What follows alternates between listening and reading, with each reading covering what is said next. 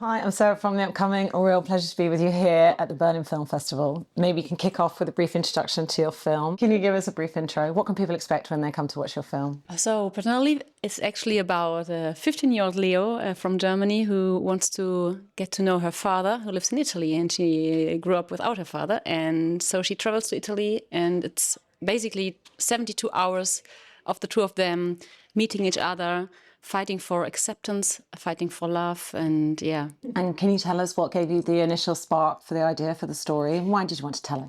Well, I think basically I'm super interested in human relationships, and I was interested in working on parents-children relationship, and so I chose this very special relationship of an absent father and a daughter to explore this kind of.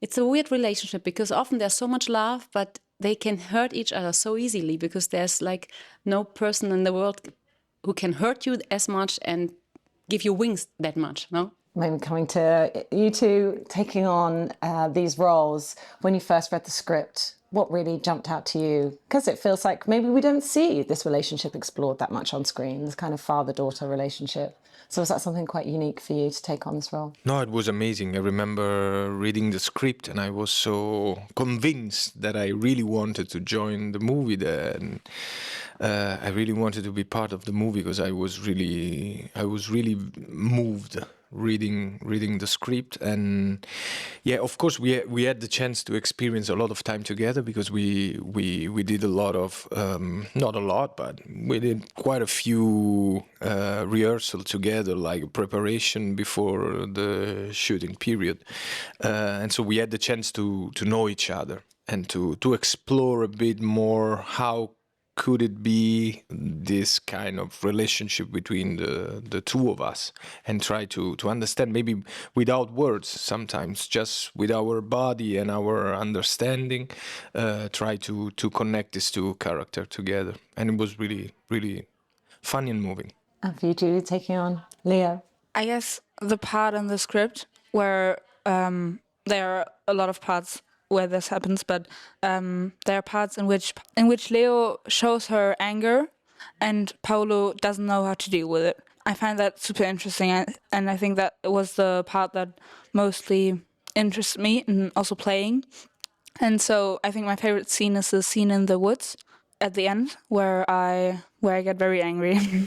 And the way you've shot it, it feels almost, kind of, we're there, in the moment. It feels like it's playing out in real time. There's such an authenticity to it. How did you achieve that? And what did you want to achieve by shooting it in that way? I love films who are authentic and who feel real, at least. I mean, it's always fiction and it's always created. I think we worked a lot together. Like, the rehearsing was really important for us. And we worked a lot on the anger as well, because I think it's, especially for a girl and for a woman, it's not so easy to show anger. So it's not often that it's shown that much in movies. So I was really happy that Juli had the courage to explore this feeling and to go deeper and deeper and deeper. And so it became real and it became really honest. And then I had the luck and the chance to work with the super, super good DOP, Carolina Steinbrecher, who was really with me on this. We talked a lot about the screenplay and how to be near with the characters, and she really understood to be there, to be with them and never force them to be somewhere, but always being with them. So even if it's all scripted and it's not improvised, sometimes it feels a bit like improvised because we are all in the moment, and we tried really to be in the moment and to react and not to be really stiff. And now it has to be like this, yeah. The other thing I love about the film is, you could perhaps easily turn this into kind of, there's a bit of a villain in the situation. But I think the way, we connect with Paulo is like, even when we don't agree with the things he's doing, agree with the things he's saying, we still sort of have sympathy for him, or we have empathy for him at least. How did you approach playing the character in that way where, he's kind of, it's like he's never grown up. So even the way they're kind of having these discussions, it's like two kids having, a back and forth. Yes, sometimes an adult and a kid. Yes, Always. exactly. It's a role reversal. But how did you kind of tread that line, I guess, of like, even if it's not easy to rationalize his behavior, we can still sort of connect with him and still empathize with him? I think it's one of the best, maybe the best moment of the life of Paulo, the upcoming of Leo, because it's really the moment to really see himself and to really try to solve or to start to solve his problems or his, I don't know, his demons. But of course, he is a human being. He is someone that has a lot of difficulties, and as he said in a very wrong way, of course, he's trying to fix things at the beginning in his way. But then, of course, thanks to her, he tried to really fix things. So I just try I started with someone at the beginning, and then I ended with the beginning of someone else in the end of the movie. But then we don't know what happened with Paulo and with Leo. I hope they're gonna see. Yeah, let's cross finger, of course. But I sense that there was something very positive between the two of them in the end, and of course, almost from the beginning. And how did you find being on set, working with Luca? And I guess, yeah, like having to go to these kind of really intense places emotionally between the two of them, you know, you must have had to have a bit of trust there as well. So what was that experience like for you? So I think for me it was very good that I haven't known Luca before. So as a, I don't know, celebrity, and so I could met him in a normal way as a person, and I think we did a lot of rehearsing with the scenes, with the anger scenes in the wood, and I think that really helped me. Sometimes he hold a cushion on his I don't know, on his chest, and I started to punch on him, and I think that was very nice for me to just explore that. Yeah, if I can, I think it was just great to see both of them working together, because I think, of course, Luca is such an experienced actor, and he gave a lot of stability to Juli, and I think somebody to rely on. But on the other side, Juli, with all her newness to this job and all her authenticity and all her, like, she's so honest when she's acting. So it was kind of a challenge for Luca as well, because he could not go into patterns, because she was not in patterns. So it was really, really, really nice to observe the two of them, how they could interact together. I noticed that I copied a few things that Luca did after the time working with him, and also after the rehearsing. I don't know, just little things like mouth movements, and yeah.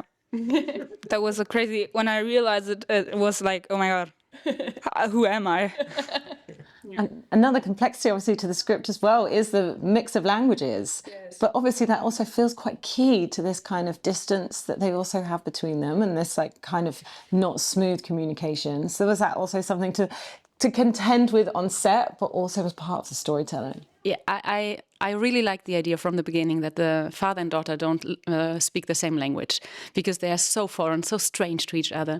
I mean, fortunately, Luca speaks German. So in the rehearsing process, we could speak German, and we could really, I think, Juli and Luca could communicate quite well.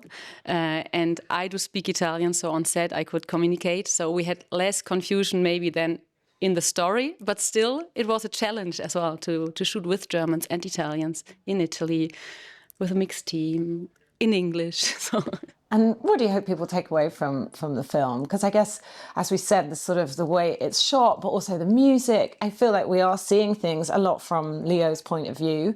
And so, yeah, even though we could kind of see, you know, there's a nuance to how we're watching the situation unfold. And it probably raises questions for a lot of people, whether they've been in this specific scenario. But why do we have that yearning to connect with the people, you know, who are our biological parents? What does it mean for our own sense of self and identity? You know, how we can make mistakes in our past and, you know, find redemption eventually. What do you hope people will take away in terms of those themes? I mean, I had a super nice experience with a girl who was applying for the role as well. And she read the screenplay, and she grew up without a father. And she was so happy to read the screenplay. And she was like, yeah, now I understood that it's not about me. In reading the screenplay, I understood it's not about me, it's about him. So it's not my fault that he didn't want to see me. So this was one I think this was one thing I wanted to tell. It's not the fault of Leo. It's not the fault of the child that the father or the mother sometimes doesn't want to see the child. But then, more than this, I think now in exploring more and more the theme, it's more the last thing you said. It's more about, yeah, we are all human beings and we can do mistakes, and we can, or maybe society is telling this is a mistake, but maybe it's just a decision. And it's as well, let us not judge people just from the outside when we don't know the inside. No, it's like the, yeah. Did you want to add anything in terms of the takeaways, or how you've thought about your character by the end? You know, did you have a sense of judgment on Paulo at any point, or did you, by the time you understood him, you could feel that he was a good person deep down? No, I mean, I think it's important not to judge the character, but of course, while I was reading, sometime I was like, come on, man.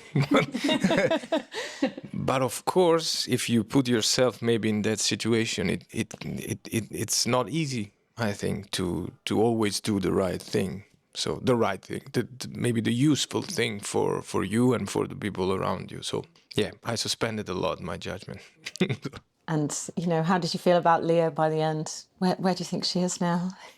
I liked Leah in the beginning, so I liked her in the end too. Also, I said that that after I watched the movie the first time, I started to understand Paulo also a bit, because the whole shooting, I couldn't understand.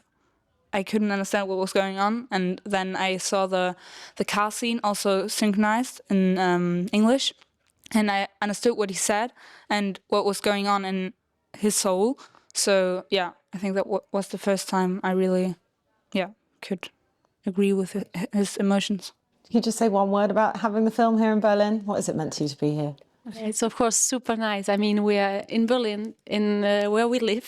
Actually, we all three live in Berlin, and it's the Festival of Berlin, and we are in the section I love really a lot. Since 20 years, I love the generation section. So it's great, amazing. Thank you so much for sharing that with me. Huge congratulations! I absolutely adore this film. So thank you really you. love it. Thank you so much.